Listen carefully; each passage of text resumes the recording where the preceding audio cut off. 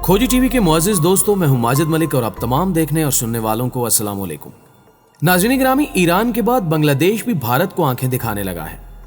China, Pakistan और बांग्लादेश के दरमियान सुनहरे दौर का आगाज हुआ चाहता है।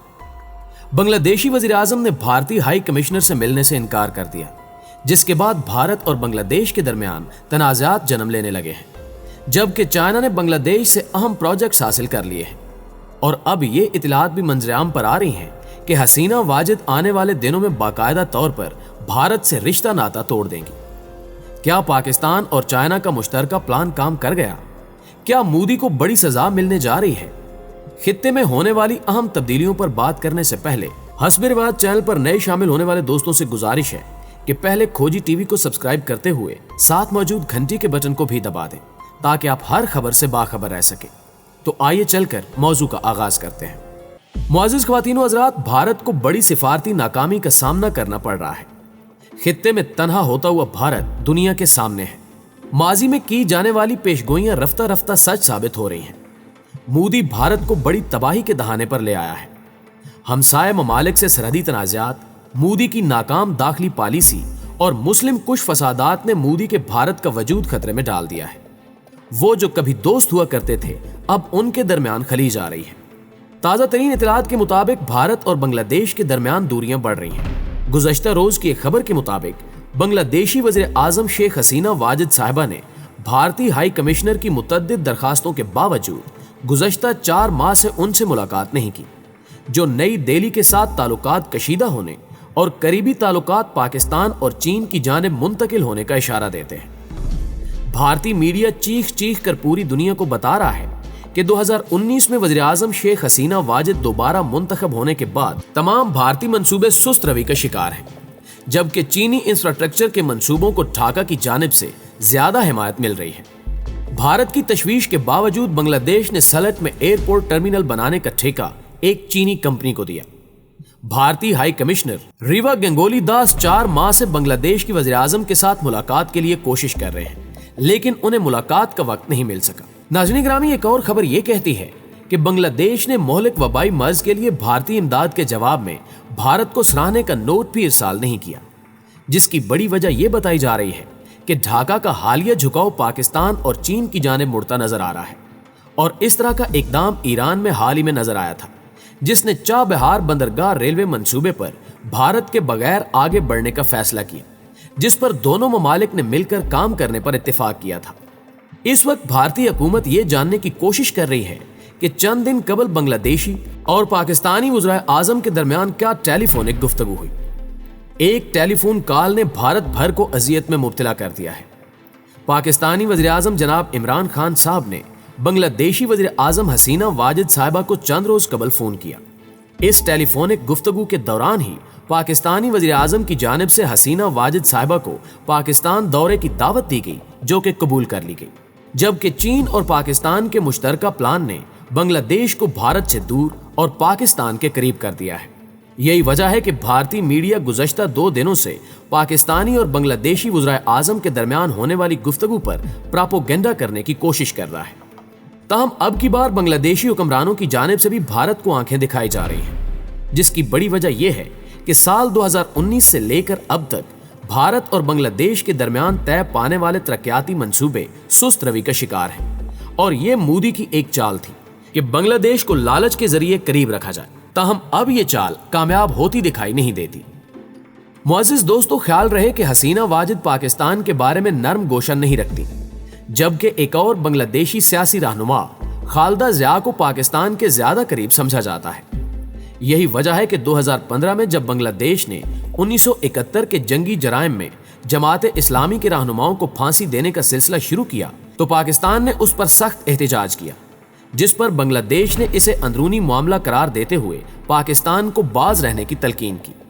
2013 में भी जमात इस्लामी बांग्लादेश की रहनुमा अब्दुल कादिर मुल्ला की फांसी के खिलाफ पाकिस्तानी पार्लियामेंट में एक करारदाद मंजूर की गई थी।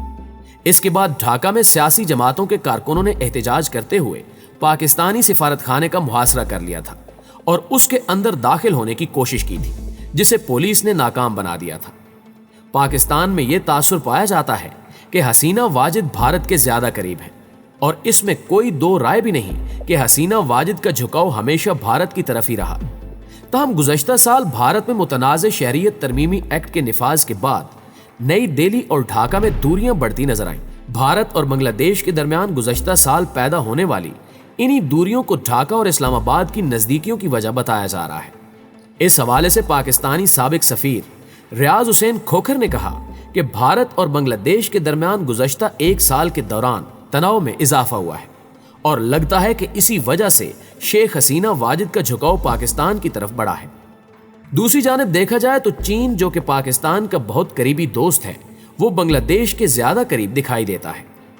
حال ہی میں بنگلہ دیش کے اربوں ڈالر کے پروجیکٹ چین کو ملے ہیں اور چین نے بنگلہ دیشی مصنوعات پر سے کئی طرح کے ٹیکس ختم کر دیے ہیں، جس سے دونوں ممالک کے درمیان باہمی تجارت کو فروغ ملا ہے۔ ناظرین گرامی، بنگلہ دیش پاکستان ہی کی طرح چین کے بیلٹ اینڈ روڈ پروگرام کا بھی حصہ ہے۔ بنگلہ دیش میں ایک سوچ یہ بھی ہے کہ اس نے جس طرح شمال مشرقی انڈیا میں کئی شدت پسند گروہوں کو اپنی سرزمین پر پناہ نہ دینے اور انہیں انڈیا کے حوالے کر کے جس طرح ہمسایہ ملک یعنی انڈیا کی مدد کی، اس کے بدلے انڈیا نے ہمیشہ ایسے دھوکہ ہی دیا۔ بھارت سے دوری کی ایک وجہ اس امر کو بھی قرار دیا جا رہا ہے۔ یہ تمام عوامل ایک طرف، لیکن بنگلہ دیش کی بھارت سے دوری کی بڑی وجہ چین اور ایران کا اسٹریٹجک معاہدہ بھی ہے، جس نے نہ صرف امریکہ بلکہ بھارت کو بھی تنہا کر کے رکھ دیا ہے۔ حسینہ واجد ایک تجربہ کار سیاست دان ہونے کی وجہ سے بین الاقوامی حالات پر بھی گہری نظر رکھتی ہیں۔ انہیں یہ بات بالکل صاف دکھائی دے رہی ہے کہ چین اور ایران کی قربت اور چاہ بہار سے بھارت کی چھٹی کے بعد بھارت کا جنوبی ایشیا میں کوئی دوست باقی نہیں رہا اور وہ مسلسل تنہائی کا شکار ہو رہا ہے، اور ایسے وقت میں بھارت کا دوست ملک بننا گویا اپنے ملکی مفادات کو آگ میں جھونکنے کے مترادف ہے۔ یقیناً حسینہ واجد اسی کوشش میں ہوں گی کہ وہ چین اور ایران کے بلاک کا حصہ بن کر نہ صرف اپنی معاشی بلکہ دفاعی پوزیشن کو بھی مضبوط کریں۔ اس بلاک میں داخلے کے لیے پاکستان کے ساتھ اچھے تعلق استوار کرنا لازم ہے، کیونکہ چین پاکستان کا انتہائی قریبی ملک ہے اور دونوں ممالک یعنی پاکستان اور بنگلہ دیش کے مابین سرد مہری بنگلہ دیش کے لیے نقصان دہ ثابت ہو سکتی ہے، کیونکہ لا محالہ جنوبی ایشیا میں اب چین، ایران اور پاکستان کا بلاک ہی راج کرے گا، اور یہ حقیقت ہے کہ بھارت اس خطے میں اپنی اہمیت تیزی سے کھو رہا ہے۔ یہی وجہ ہے کہ حسینہ واجد حالات کا ادراک کر کے پاکستان کی طرف بڑھنا شروع ہو گئی ہیں۔ تاہم اب پاکستان کے لیے بھی یہ لازم ہو چکا ہے کہ وہ ملکی مفادات کو مد نظر رکھ کر سعودی اور مشرق وسطیٰ کے حلیفوں کو خیر بات کہہ دے۔ پیارے دوستو، دوسری جانب آپ کو ایک اور اہم خبر بھی دیتے چلیں کہ اقوام متحدہ نے بھارت میں دہشت گردوں کی موجودگی پر تشویش کا اظہار کرتے ہوئے کہا ہے کہ بھارت میں موجود دہشت گرد عناصر سے پڑوسی ممالک کو خطرہ ہے۔ پاکستان میں افغانستان سے دہشت گردی ہوتی ہے۔ کالعدم طالبان اور جماعت الاحرار پاکستان میں دہشت گردی میں ملوث ہے۔ اقوام متحدہ کی اس رپورٹ نے بھارت کو عالمی دنیا میں رسوا کر کے رکھ دیا ہے۔ اقوام متحدہ کے سینئر آفیسرز کہتے ہیں کہ کالعدم طالبان کی قیادت افغانستان سے پاکستان میں دہشت گردی کرواتی ہے۔